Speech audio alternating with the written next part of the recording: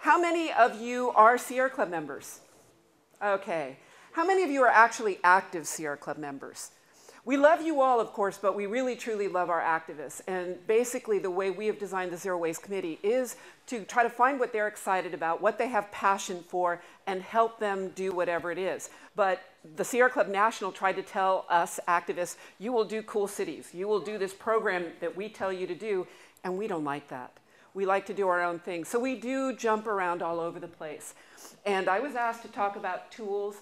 For those of you who know, we're in every state. California is unique. We have 13 of us. Los Angeles chapters being our biggest chapter. I can't even tell you how many tens of thousands of members. What that gives us, and the thing to remember is it gives us political clout.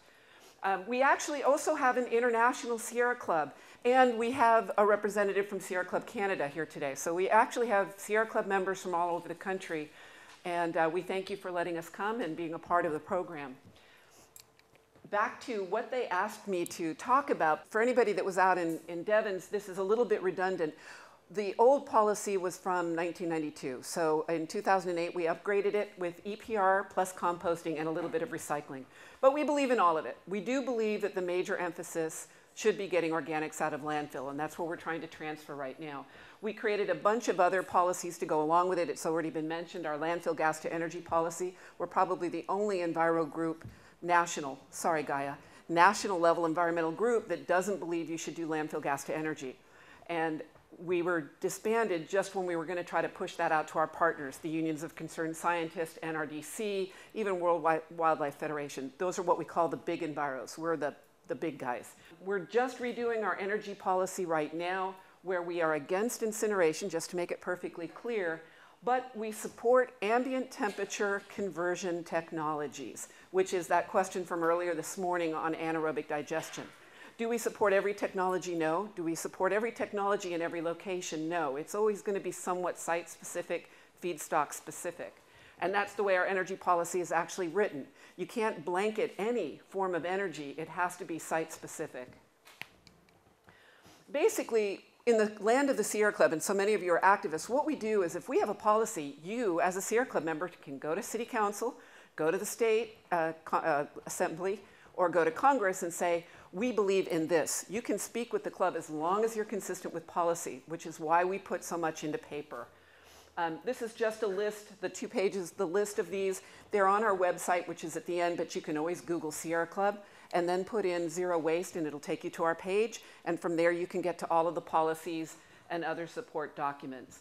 We are big believers in borrowing. So thank you, Neil, ILSR, Gaia, Lisa Skumatz, because very much in our world, and especially here in California, we moved into the world of energy with Jim Stewart a couple of years ago and with California's climate change things. So we don't really just talk about recycling anymore. We really talk about GHG equivalents and all that kind of thing like that.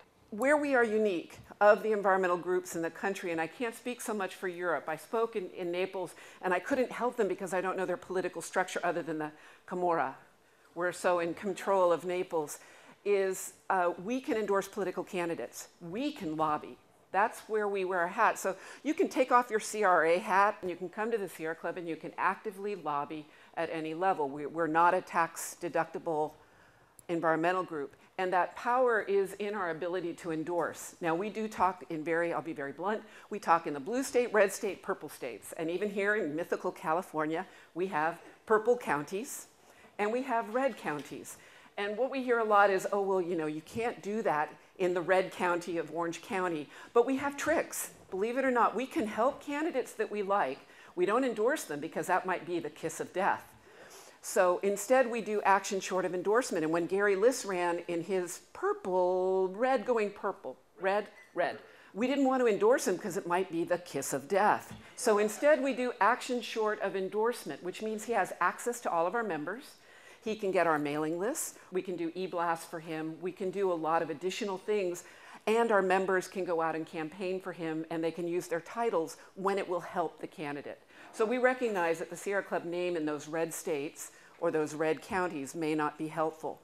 We do our interviews, unlike the police, the fire, the nurses, we do one-on-ones. So we can have conversations with every candidate that is running for office that chooses to go through our process. In my area, we're considered one of the greenest areas in the country. It's Silicon Valley, although we have libertarians and we have a Tea Party city council member. We have no Republican elected officials above the city council level. We're all Democrats. We're very green. The expectations are pretty green. We are considered one of the top 3 gets in the endorsement world. So in the land of getting people elected, the Sierra Club in the bluer parts of the country are considered one of the top gets, along with the nurses and along with school teachers. So we're the big 3 in that world, and we need to learn how to use it. Now, we make candidates really work on endorsements. Because I chair the political committee, I serve on the state political committee, a candidate that comes through my system, because I write the questionnaires, answers at least 18 environmental questions. So like Portia was talking about getting things on video, we actually put our most critical information we want on candidates in the written questionnaire. Candidates have to complete it just to get through the first step of the process. Then we have a verbal or oral interview, and we can go into more detail, but we use that interview for education. So starting at least 8 years ago, we were asking them about EPR. We were asking our candidates in my area about, would you support a ban on plastic bags or polystyrene? And we now in my area have city after city doing plastic bag bans and the polystyrene bans. We have counties going after the county, and the county health department saying, hey, if you follow our ordinance, we'll do all your inspections for you. And thankfully, because of the Manhattan decision, I have all my small cities in our area saying, great, we'll do it. We were afraid that we'd get hit with a lawsuit. If we don't have to do an environmental protection report, we'll do it. So we're going to start dropping those things right like that. The reason it's important, more important is getting organics out of landfills, but important to me as a trainer of activists is getting people who are excited and hot about things. And people care about plastic bags. They care about polystyrene. I can't use that S word because to me that's wall insulation. So polystyrene, they care, they have passion, and then hopefully we pull them in, we bring them in, and now we want them to get the organics out of landfill. So we're just moving and shaking in the band department, and it's very, very exciting. From San Jose doing the EIR in December to counties rolling out on them right now. It's just been a really good time. We do these e-blasts to our members, and when these bans were coming up, it wouldn't be 3 people showing up at City Hall, it would be tens or hundreds, because we have that power with our membership base. So I encourage all of you who are trying to do something, if you're not currently active with the Sierra Club, infiltrate. Infiltrate the political committees. Ask them to ask zero-waste questions on the candidate questionnaires.